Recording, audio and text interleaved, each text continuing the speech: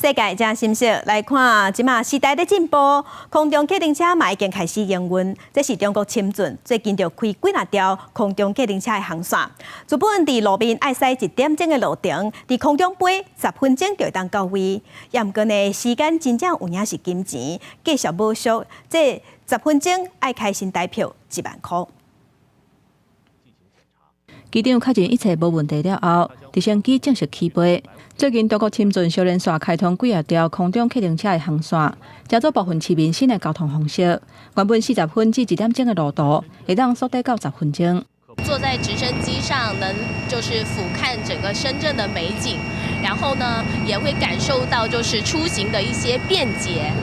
出发进前，乘客爱先接受安检，全程照民航安检的标准进行。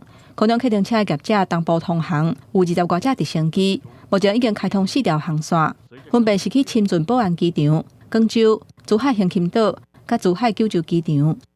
按照1个月30天来算的话，平均每天大概是10班左右。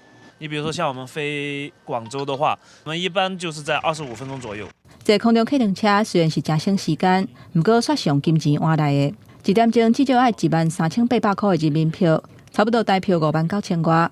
不过业者讲，即马4条路线，机组平均每一天拢有20多班，以后的行程已经排到明年1月啊。公司新闻，江文编译。